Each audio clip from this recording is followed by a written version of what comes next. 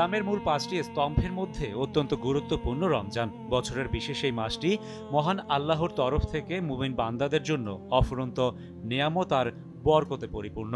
রমজান মানেই রোজাদারদের জন্য বিশেষ এক পরীক্ষা। এই পরীক্ষা যেমন মহান সৃষ্টিকর্তার অনুগ্রহ লাভের, ঠিক তেমনি সুস্থ সবল দেহে পরিপূর্ণভাবে সকল আমল ও ইবাদত সম্পন্ন করার। রমজানে সব বয়সী মানুষকে মেনে চলতে হয় বিশেষ কিছু নিয়মকানুন। পাশাপাশি ডায়াবেটিস, হৃদরোগ, কিডনি, লিভার, অ্যাজমা সহ বিশেষ কিছু রোগে আক্রান্ত মানুষকে আগে থেকেই শুরু করতে হয় প্রস্তুতি। পরিপূর্ণ প্রস্তুতি ও সকল নিয়মকানুন জানা থাকলে যে কোনো রোগে আক্রান্তরাও রোগ নিয়ন্ত্রণে রেখে পারবেন রোজা পালন করতে, বলছেন বিশেষজ্ঞ চিকিৎসকরা। তবে সবার আগে নিজের সুস্থতাকে গুরুত্ব দেওয়া উচিত বলেও মত তাদের। রোজা নিয়ে অনেকের মধ্যে দ্বিধাদ্বন্দ্ব থাকে, বিশেষ করে যারা রোগী আছেন, বিভিন্ন রোগে, যারা ক্রনিক রোগে ভোগেন, যেমন ডায়াবেটিস, হাই ব্লাড প্রেশার, হার্টের রোগী, কিডনির রোগী, লিভারের রোগী বা স্ট্রোকের রোগী, ডাক্তারের পরামর্শ অনুযায়ী আপনার রোগটা স্টেবল আছে, মোটামুটি নিয়ন্ত্রণ আছে, তাহলে রোজা রাখতে কিন্তু বাধা নাই। ডায়াবেটিস রোগীতে আমি আগে বলছি অনেক ঝুঁকিপূর্ণ অনেক রোগী আছে, যেমন বারে বারে তার সুগার কমে যায়, ইনসুলিন 4 থেকে 5 বার দিচ্ছে, কিডনি ফাংশন কমে গেছে, হার্ট ফেলিউর আছে, তারা কিন্তু রোজা রাখতে চায়, হয়তো ভাবে যে হয়তো আর জীবনে আর কোনো আমি রোজার নাও পাইতে পারি। এই জিনিসটাকে ডাক্তার হিসাবে কিন্তু আমাকে রেসপেক্ট করতে হবে। যদিও জানি ঝুঁকিপূর্ণ, তাকে বলতে হবে আপনি ঝুঁকিপূর্ণ আছেন, তাও যদি রোজা রাখতে আমি আপনাকে হেল্প করব। চৈত্রের খরতাপে নাভিশ্বাস অবস্থা, বাড়ছে ডায়রিয়া সহ পানিবাহিত নানা সমস্যা। আর তাই এই অবস্থায় সুস্থ সবল দেহে রোজা পালন করা বড় এক চ্যালেঞ্জ। বিশেষজ্ঞরা বলছেন, রমজানের খাবার দাবার নিয়ে একটু সচেতন না হলে শঙ্কা থেকে যায় শারীরিক বিপর্যয়ের। রোগীরা তো তার খাওয়া দাওয়ার ব্যাপারে সতর্ক হবেনি, কিন্তু অন্য যারা তরুণ বা যারা কোনো রোগ ব্যাধি নাই, ভালো আছেন, তারা সবই খেতে পারবেন, খাওয়া কোনো নিষেধ না আসলে। তবে সেটা যেন হয় পরিমিত, সুন্দরভাবে হয়, এইটাই আর অতিরিক্ত যেন না হয়, তাহলেই আশা করি রোজাও সুন্দর হবে, তার খাওয়া দাওয়া হবে। খাওয়া নিষেধ করার কোনো ব্যাপার না।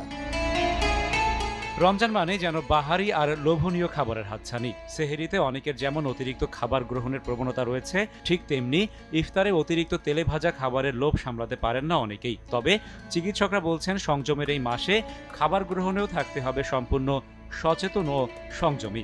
ইফতারিতে অনেকেই আছে অনেক বেশি খেয়ে ফেলেন, ফলে কি করে ডিনারটা অফ করেন। এই ভুলটা করবেন না, বরঞ্চ ইফতারিটা একটা মাঝারি পর্যায়ে খান, তার এশা তারাবি পড়ে এসে রাতের খাবারটা খান। যত কমই খান না কেন, আমরা বলি সকালের নাস্তার ইকুইভ্যালেন্ট খাবারটা খেলেই হবে, কিন্তু দীর্ঘ সময় না খেয়ে থাকবেন না, তাতে অ্যাসিডিটি হওয়ার সম্ভাবনা থাকবে।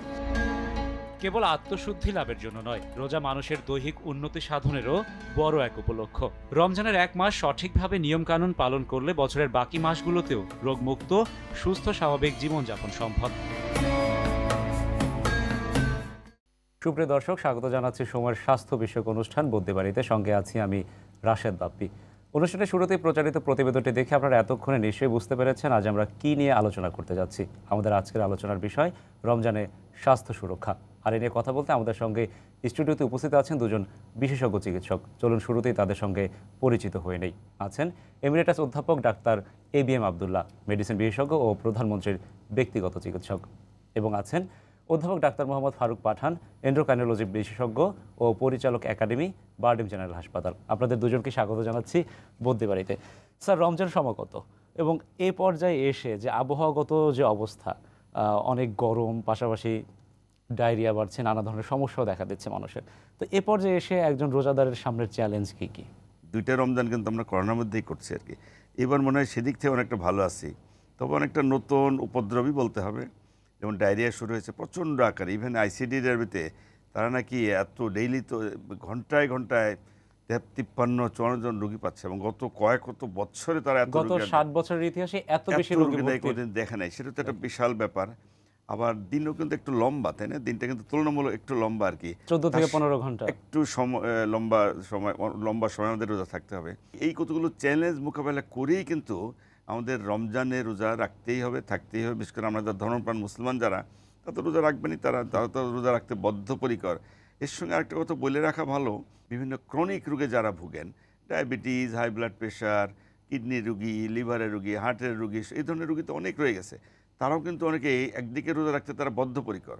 তো সুতরাং সবগুলো চ্যালেঞ্জ মোকাবেলা করে আমি মনে করি যে আগামী দিনে আমরা সুন্দরভাবে, ভালোভাবে, সুস্থভাবে আমরা রোজা রাখতে পারবো। এটাই জন্য আমাদের আল্লাহ তাআলার কাছে আমরা এটাই দোয়া করি, কামনা করি যেন আমরা ভালোভাবে সবাই যেন রোজাটা সুন্দরভাবে রাখতে পারি। অধ্যাপক ডাক্তার মোহাম্মদ ফারুক পাঠান, স্যার আপনার কাছে জানতে চাই, স্যারের কথায় উঠে আসলো যে বিশেষ কিছু রোগের কথা।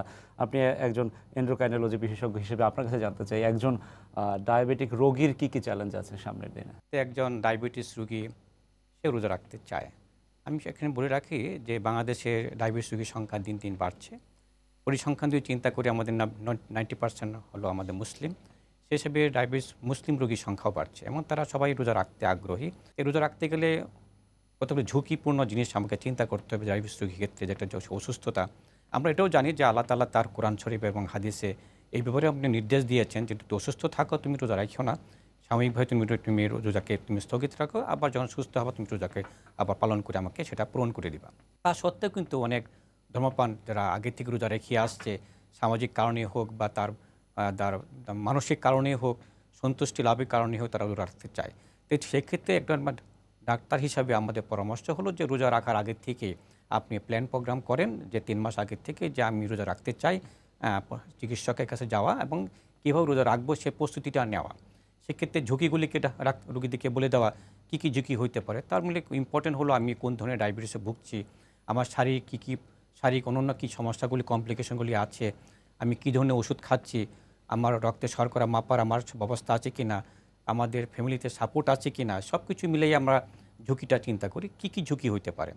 একটা হইতে পারে যে আমার দিনের বেলা অনেকক্ষণ না খেয়ে থাকতে হয়, যে প্রফেসর আব্দুল্লাহ অলি বলেছেন যে আমরা 14 ঘন্টা 15 ঘন্টা আমাদের এখন লং ডে, এই লং ডে আমার 14 ঘন্টা 15 ঘন্টা রোজা রাখতে গেলে ডায়াবেটিস রোগীদের যে কোনো সময় রক্তে শর্করা দিনের বেলা কমে যেতে পারে, বিশেষ করে দুপুরে খাওয়ার পর থেকে সন্ধ্যার আগ পর্যন্ত ইফতারি খাওয়ার মতো শর্করা কমে যেতে পারে। আবার যেহেতু আমরা রমজানটা সংযম না নিয়ে অনেকে কিন্তু আমরা এটাকে ভুরিভোজনী হিসাবে নিয়ে থাকি, অন্যান্য খাবার খাই, প্রচুর খাবার খাই সন্ধ্যার পরে, তার কারণে আমাদের ডায়াবেটিস রোগীদের শর্করা অধিক হয়ে যেতে পারে, বিশেষ করে রাত্রেবেলা।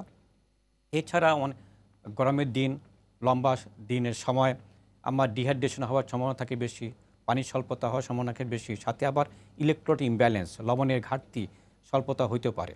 এসব কারণে দেখা যাচ্ছে যে আবার ব্লাড প্রেশার কমে যেতে পারে।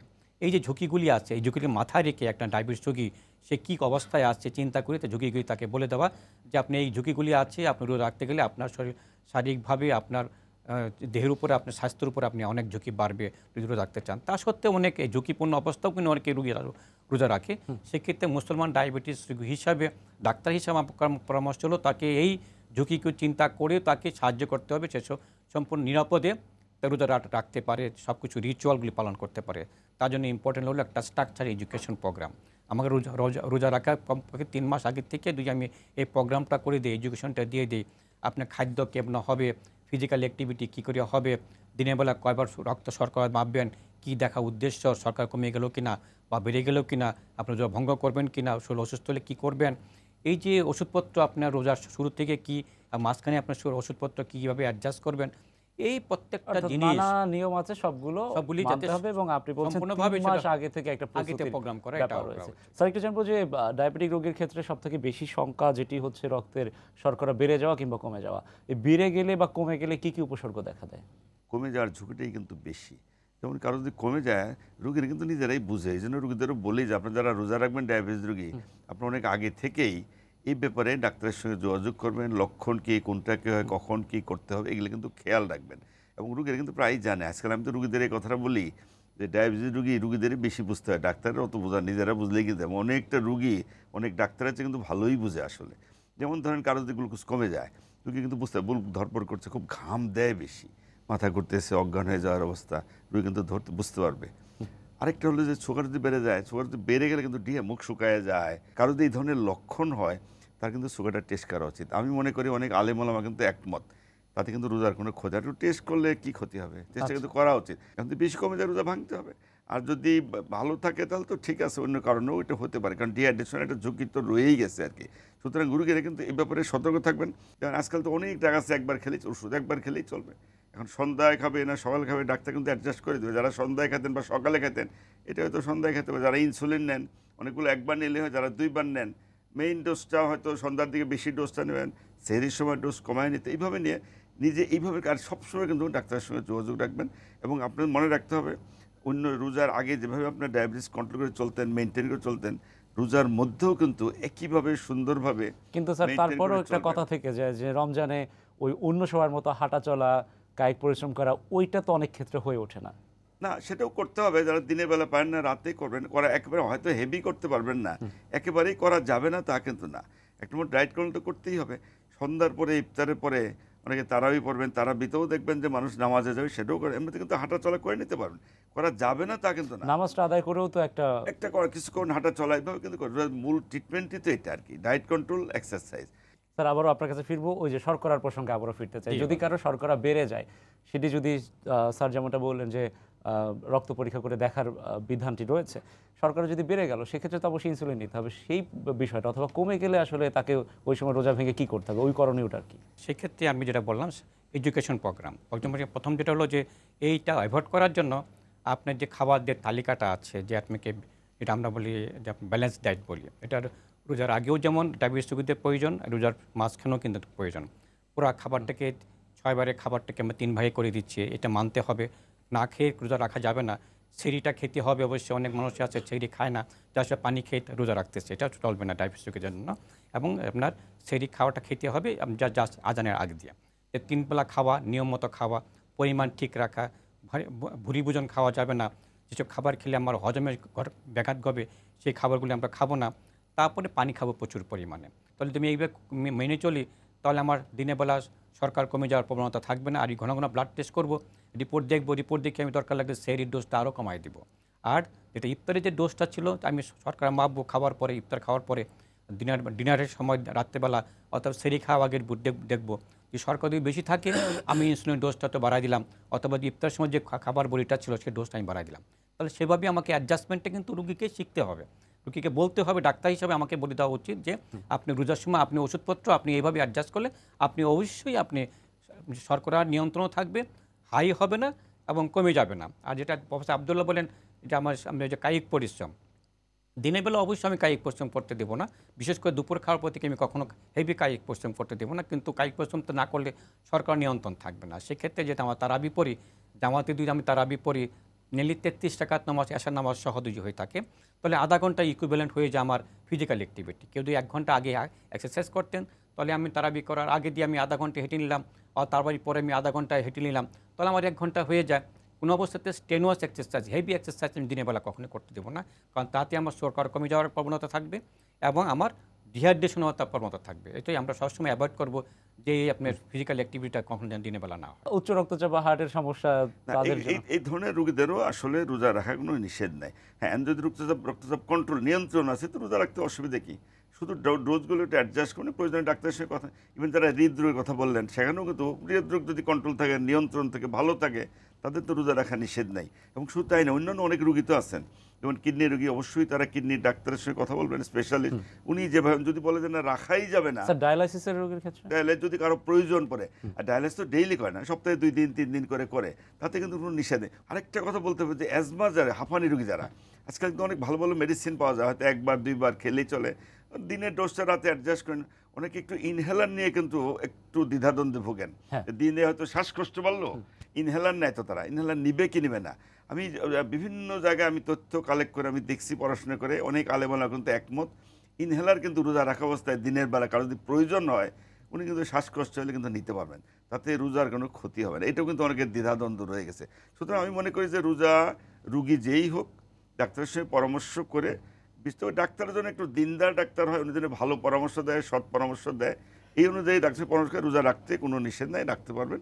রুগী তার নিজের অবস্থা অনুযায়ী, তার রোগের অবস্থা কেমন আছে সেই অনুযায়ী রাখতে পারবেন। আরও একটি মানে অংশ আমাদের বাদ পড়ে যাচ্ছে, সেটা হচ্ছে গর্ভবতী নারী। সাধারণত গর্ভবতী নারীদের সাধারণত রোজা রাখাটা সাধারণত আমরা অ্যালাউ করি না। এই যে আমরা যেটা আপনি যে কোরআন এবং হাদিসের কথা শোনেন যে গর্ভবতী অবস্থা কিন্তু রোজা রাখা যায় ঝুঁকিপূর্ণ বাচ্চার জন্য, মার জন্য। তা সত্ত্বেও কিন্তু অনেক গর্ভবতী মহিলারা, ডায়াবেটিস যারা আছে, ডায়াবেটিস গর্ভ আছেন, রোজা রাখতে চান, অথবা নতুন করে গর্ভ অবস্থা ডায়াবেটিস হচ্ছে, এটাও রোজা রাখতে চান। তাদেরকে আমি একইভাবে আমাদেরকে আমার এডুকেশন দিতে হবে যে আপনার রোজা রাখা অবস্থা সুগার কমে যেতে পারে, বাচ্চা ঝুঁকি আসতে পারে, সেটাকে আপনি সেভাবে অ্যাডজাস্ট করে দিতে হবে ইনসুলিনের পরিমাণ। কারণ রোজা গর্ভকালীন অবস্থায় ইনসুলিন দিতে হয়, সেক্ষেত্রে আমার সুগার কন্ট্রোল করার জন্য যে নিয়মগুলি আছে অ্যাডজাস্ট করা, সেই নিয়মগুলি বলে দিব, খাবারের নিয়মগুলি বলে দিব। কারণ তাকে খাবার কিন্তু একটা এক্সট্রা খাবার দিতে হচ্ছে বাচ্চার ম্যানেজমেন্টের জন্য, ডেভেলপমেন্টের জন্য, সেটাও কি মাথা রেখে তাকে ডায়েট চার্টটা সেভাবে করে দেবো। ফিজিক্যাল অ্যাক্টিভিটি তো করতে পারবে না দিনের বেলা, রাত্রিবেলা হয়তো 10-15 মিনিটও হাঁটি নিলেন ইফতার করার পরে এবং রাত্রেবেলা সেরি খাওয়ার আগে দিয়ে একটু হেঁটে নিলেন, এই তো আমার ফিজিক্যাল অ্যাক্টিভিটি হয়ে যাবে। এবং ঘন ঘন ব্লাড সুগার টেস্ট করা, যাতে সুগার কমে না যায়। কমে গেলে কিন্তু বাচ্চার ক্ষতি হবে, আবার সুগার হাই হলে ক্ষতি হবে। এইভাবে আপনার দিনের বেলা যাতে সুগার ঠিক থাকে, না কমে যাওয়া, আবার রাত্রেবেলা সুগার যদি ঠিক থাকে না বেড়ে যাওয়া, এই সব কিছু মাথা রেখে সুন্দরভাবে তাকে পরামর্শ দিতে হবে যে আপনি রোজা রাখতে চান, যদিও আপনার জন্য রোজা এই মুহূর্তে ফরজ না, আপনি প্রেগনেন্সি যখন ডেলিভারি হয়ে যাবে আপনি রোজাটা আবার সেটা কাজা করে নিতে পারবেন। সেহরি, ইফতার এ নিয়ে আমাদের কিন্তু অনেকজনের অনেক ধরনের চিন্তাভাবনা রয়েছে, অনেক অনেক বেশি খেয়ে ফেলেন, বা সব মিলে কোন ধরনের খাবারগুলো খেতে হবে? কারণ গরমের কথা আমরা শুরুতেই বলেছি। পেটে চলে আসলে কিন্তু সবই খেতে পারবেন, তবে যেটা সময় পরিমিত, পরিশীলিত, এরকম যেন ওভার ইটিং যেন না করেন। তবে খেয়াল রাখতে হবে বিভিন্ন রকমের খাওয়া, বিশেষ করে বাইরে আর নিজের ঘরে তৈরি সুন্দর স্বাস্থ্যকর যে কোনো খাওয়া যদি খান, ভেজাল মুক্ত খাওয়া খান, আমার মনে হয় মেজরিটি রোগের কোনো সমস্যা কিন্তু আসলে হবে না। তবে বিভিন্ন মজাদার খাদ্য কিন্তু এই সময় একেবারে সব সময় পাওয়া যাবে, এই ব্যাপারটা সবাই একটু সতর্ক। কিছু তো খাইতেই হবে, এটা ঠিক, কিন্তু সেটা যেন পরিমিত হয়, সুন্দর হয়, ভালোভাবে খাই নেবেন, কোনো অসুবিধা হবে না। তবে রুগীরা অবশ্যই ডাক্তারের পরামর্শটাই এটাই সবচেয়ে জরুরি আর কি। আর অন্যান্য যারা ভালো মানুষ, সুস্থ মানুষ, ইয়াং, তাদের বলবো যে আমরা রয়ে শয়ে যদি সুন্দরভাবে সবই খান, কোনো ক্ষতি হবে না আসলে।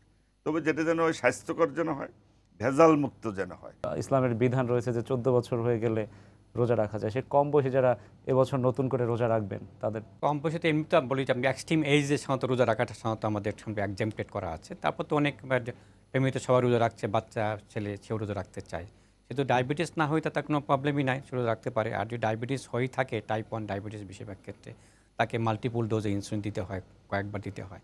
সেক্ষেত্রে একটু ঝুঁকিপূর্ণ থাকে তার সুগার কমে যাওয়া, কারণ তার শরীরে কোনো ইনসুলিন নাই, তাকে বাড়ি থেকে ইনসুলিন দিতে হয়। তো এই ঝুঁকিটা হলো তার সুগার কমে যাওয়ার প্রবণতা থাকে বেশি।